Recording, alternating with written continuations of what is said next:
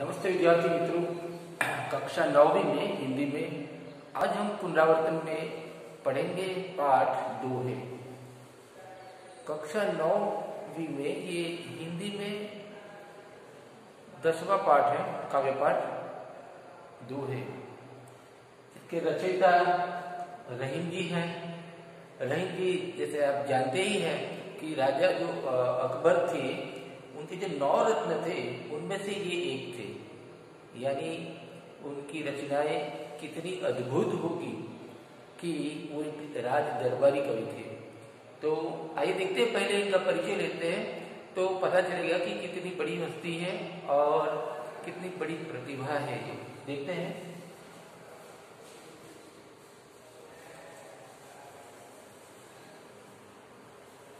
सन 1556 में उनका जन्म लाहौर में हुआ था।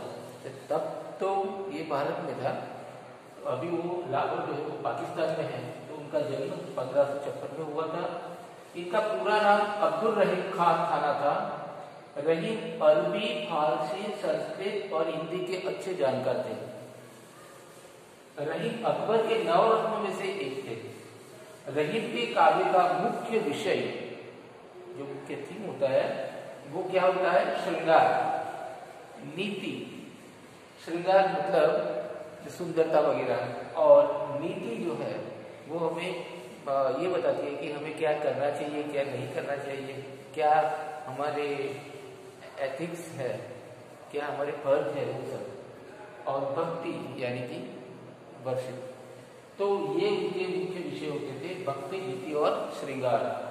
इनके नीतिपरक दोहे जो हमें अच्छी सुझाव देते हैं, सलाह देते हैं, वो नीतिपरक दोहे ज्यादा प्रचलित है। इनके दोहे सर्वसाधारण को आसानी से याद हो जाते हैं।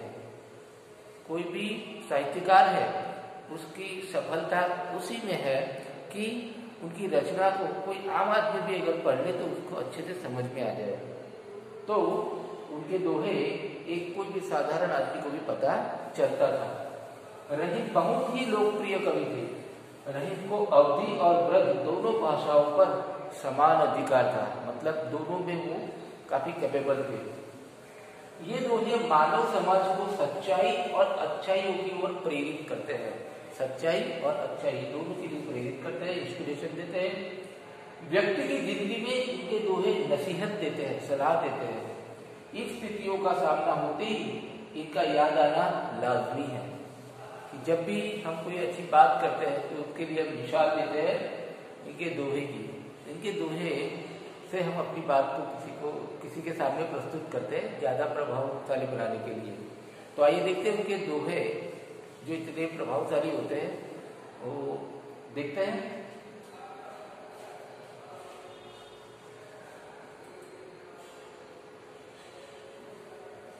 पहले दोहे में ही उन्होंने प्रेम की बात की है कि प्रेम की महत्ता क्या है। कहते हैं, रहीमन धागा प्रेम का मत तोड़ो चटकाई, टूटे से फिर ना मिले, मिले काट परी जाए। कहने का तात्पर्य ये है कि प्रेम रूपी धागा जो है, रहीम जी कहते हैं, प्रेम रूपी धागा मत तोड़ो चटकाई। ऐसे चुटकी में आप तोड़ दो, ऐसा मत करो। कई लोग ये करते हैं, ये जो हमारे संबंध है, हमारे जो किसी के साथ रिश्ते हैं, तो उनको ऐसे आसानी से तोड़ नहीं देना चाहिए। कई लोग गुस्सा होते हैं और बिना सोचे समझे एक सेकंड में जो है रिश्ता तोड़ देते हैं और संबंध तोड़ देते हैं। तो ये गलत है। रहीम जी कहते हैं, ऐसे चुटकी में बिना सोचे समझे ऐसे रिश्ता मत तोड़ दो, ऐसे प्रेम का धागा मत तोड़ दो। क्यों? उसका कारण दूसरी पंक्ति में है कि टूटे से फिर ना मिले, मिले गांठ परी जाए। ये इसलिए कहा है मत तोड़ो क्योंकि ये धागा जो है काफी नाजुक होता है, और एक बार अगर वो टूट गया धागा, यानी वो विश्वास जो होता है एक दूसरे पर, वो भरोसा होता है, वो अगर टूट गया तो वो मिलता नहीं फिर से पहले जैसा। अगर मिलता भी है तो उसमें क्या हो जाता है, एक गांठ पड़ जाती है, अविश्वास की गांठ, शंका की गांठ। तो ये गांठ जो पड़ जाती है अविश्वास की, इससे पहले की तरह रिश्ते हमारे नहीं रहते, बिगड़ जाते हैं। इसीलिए रहीम जी कहते हैं कि प्रेम रूपी धागा कभी आसानी से इस तरह से चुटकी में तोड़ नहीं देना चाहिए, समझना चाहिए, सोचना चाहिए, उसके बाद हमें किसी से रिश्ता तोड़ना चाहिए।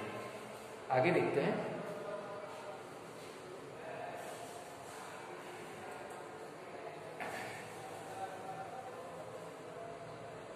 ये बहुत ही उपयोगी नीति परक ये दूसरा दोहा है। इसके अंदर बात की गई है कि हमें अपने मन की बातें वो मन में ही रखनी चाहिए, सबके सामने ऐसे प्रस्तुत नहीं करनी चाहिए। क्यों? देखते हैं। रहीमन निज मन की बीथा, बीथा मतलब व्यथा, दुख। रहीम कहते हैं निज यानी अपने मन की व्यथा मन ही रखो गोई, गोई यानी गुप्त रखो, अपने अंदर ही रखो। और दूसरी पंक्ति में इसका कारण बताया है, क्यों हमें अपने मन की बात अपने मन में ही रखनी चाहिए, किसी के सामने नहीं रखनी चाहिए। क्योंकि सुनी अधीने हैं लोग सब, हम जो हमारी दुख की बात जो है, हमारी व्यथा है, हमारी पीड़ा है, वो हम किसी के सामने जाहिर करेंगे तो लोग क्या करेंगे? अठीले हैं, यानी उसका मजाक बनाएंगे, मजाक उड़ाएंगे वो लोग। बाटी न ले कोई, हमारा दुख जो है वो कोई बांटने वाला नहीं है। इसीलिए किसी के भी सामने अपने मन की बात, अपनी व्यथा, अपना दुख, अपनी पीड़ा जो है किसी के सामने प्रस्तुत नहीं करनी चाहिए, अपने मन में ही रखनी चाहिए वो बात। कई बार ये होता है, कई लोग ऐसे जो भोले होते हैं, मासूम होते हैं, नादान होते हैं, या फिर ज्यादा भावुक होते हैं, तो अपने दोस्तों से या किसी से अपनी जो पर्सनल बातें हैं, अपने दुख, वो अगर किसी के सामने वो जाहिर करते हैं तो उनको बाद में पछतावा होता है कि जब सामने वाला हंसता है तो पछतावा होता है कि मैंने क्यों उससे बात की। तो रहीम जी के अनुसार हमें अपने मन की बात अपने मन में ही रखनी चाहिए, उसको किसी के सामने जाहिर नहीं करनी चाहिए, क्योंकि सब लोग उसका मजाक उड़ाएंगे, कोई उसे बांटने वाला नहीं है, हमारा दुख कोई दूर करने वाला नहीं है। आगे का दोहा देखते हैं।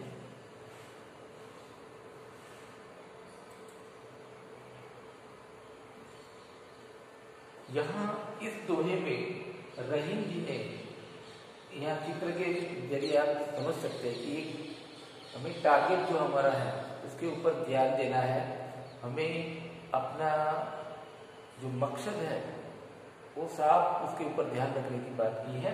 किस तरह से कि एक ही साधे सब सधे, सब साधे सब जाय, रहीमन मूल ही सींची गो, फूले फले आधार। यानी रहीम जी कहते हैं किसी एक को साधो तो सब सज जाएगा, यानी किसी एक की साधना करवा तो बाकी सब उसमें आ जाएगा। सब साधे सब जाए। यहाँ एक उदाहरण में देना चाहूंगा कि एक बार किसी ने कहा कि मुझे कुआं जो है वो बनाना है, तो कुआं कहाँ पर मैं खोदूं तो वहां से पानी निकले। तो किसी ज्योतिषी ने बताया कि आप कोई एक स्थान पर, अपने खेत में एक स्थान पर यहाँ 20 फीट का वहां गड्ढा करेंगे तो वहां पानी निकलेगा, फिर वहां कुआं बना सकते हैं। तो उस आदमी ने जब खोदना शुरू किया तो 5 फीट में तो वो थक गया, तो बोले 20 फीट खोदने के लिए बोला है तो 5-5 फीट अलग अलग जगह पर वो खोदता है, तो पानी कहीं से नहीं निकलता है। बाद में वो ज्योतिष से मिलने लगा कि आपने बोला था कि 20 फीट खोदोगे तो पानी निकलेगा, यहाँ तो निकला ही नहीं। तो फिर बोले कहाँ आपने किया? तो बोले मैंने खेत में चारों कोने में 5-5 फीट मैंने खुदाई की, लेकिन फिर भी पानी नहीं निकला। तब ज्योतिषी ने कहा कि ऐसा नहीं है बच्चे, एक ही जगह पर 20 फीट की आप खुदाई करोगे तो पानी निकलेगा। और यहाँ दूसरी पंक्ति में रहीम जी ये कहना चाहता है कि रहीमन बोले ही सींची गो, फूले फले अगाय। यानी रहीम जी कहते हैं कि अगर कोई पौधा है उसके मूल को हम सींचेंगे, वहां पानी देंगे, तो क्या होगा? अपने आप उसके फल पत्ते वगैरह जो है वहां पानी जाएगा। अगर हम एक एक पत्ते पर ऐसे पानी डालने जाएंगे तो वो काम का नहीं होगा। इसके लिए कहा गया है कि हमें किसी एक की ऐसी साधना करो, अलग अलग पर अपना ध्यान मत भटकाओ, अपना जो टारगेट है, अपना जो मकसद है, लक्ष्य है, उसके ऊपर ध्यान दो।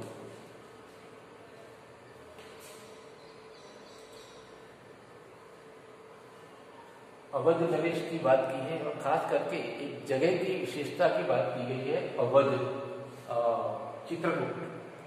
राम जी का जब वनवास हुआ था 14 साल का, तो वे चित्रकूट जो जगह है वहां पर रुके थे, वहां अपनी कुटिया बनाई थी, वहां रहते थे।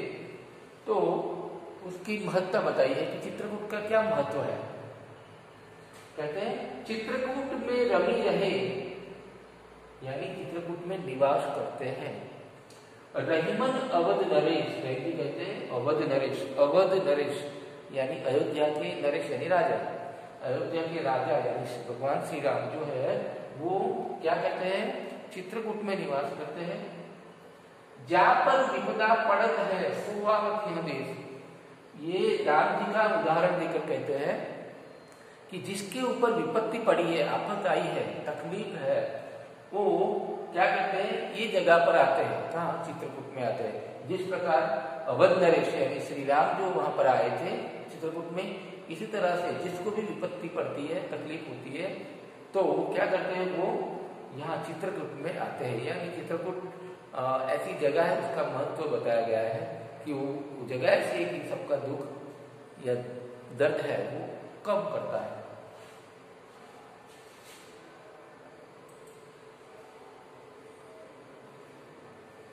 दोहा जो छंद है उसका महत्व यहाँ बताया गया है कि ये दोहा छंद जो होता है 2 लाइन का, ये 2 लाइन है, ये दोहा छंद क्या है, उसकी खूबी क्या है, तो वो बताया है। दीर्घ दोहा अर्थ के, दोहा का अर्थ जो है ना वो दीर्घ होता है। दोहा 2 लाइन का छोटा होता है, लेकिन उसका मीनिंग जो होता है वो काफी बड़ा होता है। आखर थोड़े आही, अक्षर तो थोड़े ही होते हैं इसके, लेकिन उसका अर्थ जो होता है वो बहुत विशाल होता है। और इसका एक उदाहरण देकर के रहीम जी ने कहा है कि जो रहीम नट कुंडली, रहीम जी कहते हैं जिस तरह से नट, वो कर्तव्य दिखाने वाला होता है, वो नट बोलते हैं।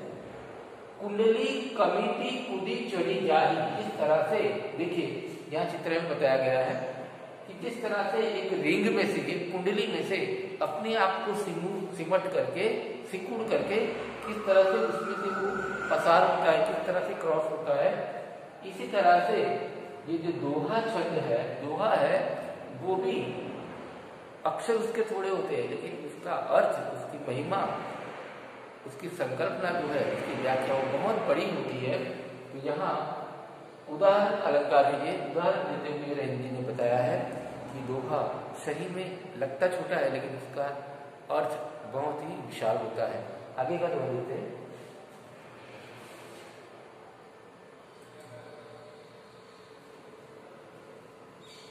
यहाँ पानी की महत्ता बताइए, पानी में भी कौन सा पानी अच्छा है। यहाँ छोटे बड़े की भी बात की है कि जो छोटा होता है ना, उसको, उसकी अवगणना नहीं करनी चाहिए, उसको इग्नोर नहीं करना चाहिए। किस तरह से, क्यों बताया है। धनी रहीम जल पंख को, धन्य है, रहीम जी कहते हैं कि धन्य है यानी काबिल तारीफ है। जल पंख को, कीचड़ का जो पानी होता है वो धन्य है, मतलब वो बहुत ही अच्छा है और वो महान है। क्यों? क्योंकि लघु जीव यानी छोटे छोटे जीव होते हैं, कीटक वगैरह छोटे छोटे जीव होते हैं, वो पियत अगाय यानी वो छोटे जीव जो होते हैं, कीड़े वगैरह जो भी, वो कीचड़ के पानी को पी करके क्या करते हैं, अगाय यानी संतोष प्राप्त करते हैं। उदती यानी दरिया जो है, समंदर, बड़ाई कौन है, उसमें क्या बड़ी बात है समुद्र की।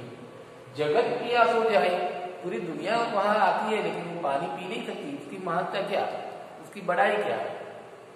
चाहे कीचड़ का पानी छोटा हो लेकिन फिर भी उसकी महत्ता ज्यादा है, महान है, क्योंकि छोटे प्राणी को तो वो पीने को काम आता है, समंदर थोड़ी काम आता है।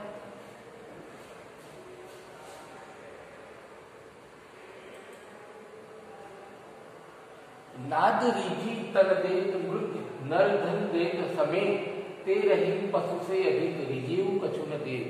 रहीम जी कहते हैं कि कुछ इंसान जो होते हैं क्या करते हैं, खुश होकर के किसी को इनाम देते हैं, पैसे देते हैं, धन देते हैं, दौलत देते हैं, और नाद यानी आवाज पर आफरीन होकर के मृग यानी हिरन जो है वो सुनने चला जाता है और फिर अपनी जान गंवाता है। तो ऐसी मीठी आवाज पर हिरन अपनी जान तक गंवा देता है। नर इंसान अपने धन दौलत जो भी है वो किसी के ऊपर खुश होकर देता है। रहीम जी कहते हैं ये सही है, लेकिन रहीम जी कहते हैं ते पशु से अधिक, वो तो पशु से भी जानवर से भी बदतर है वो व्यक्ति जो क्या है, रिजेहू कछु न दे, जो किसी के ऊपर खुश होकर के किसी को कुछ इनाम नहीं देता, किसी की कदर नहीं करता, तो वो जानवर से भी बदतर है। अगर हम किसी से प्रसन्न है, किसी से खुश है, तो हमें क्या करना चाहिए, हमें कुछ न कुछ तो देना चाहिए।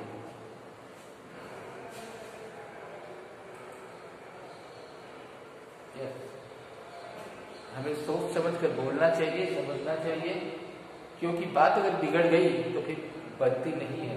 यहाँ बताया है बिगड़ी बात बने नहीं, लाख करो किनको, अगर हमारी कोई बात बिगड़ गई कभी वो बनने वाली नहीं है। फिर लाख प्रयत्न करो आप, तो उसका उदाहरण देकर के बताया है रहीम जी ने कि रहीमन फाटे दूध को मथे न माखन होई। रहीम जी कहते हैं अगर दूध एक बार फट गया तो फिर आप कितना भी मथोगे, कितनी मथपच करोगे, लेकिन फिर भी उसमें से माखन नहीं बनेगा।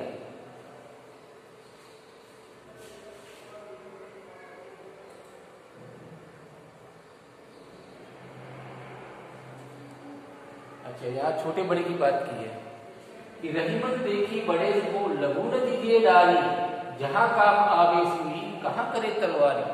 रहीम जी कहते हैं बड़े को देख करके छोटे को हमें इग्नोर नहीं करना चाहिए, नजरअंदाज नहीं करना चाहिए। क्यों? उसका कारण बताया कि जहां काम आवे सुई, जहां सुई काम आती है ना, वहां तलवार काम नहीं आती। इसलिए हमें छोटे बड़े का भेद नहीं रखना चाहिए। तो दोस्तों आज हमने ये दोहे हमने देखे बिहारी के। अब आप भी इसको देखना और उसकी जो व्याख्या हमने पहले दिखाई है वो भी पढ़ना। अगले वीडियो में हम दूसरे भाग में आगे के दोहे पढ़ेंगे। धन्यवाद।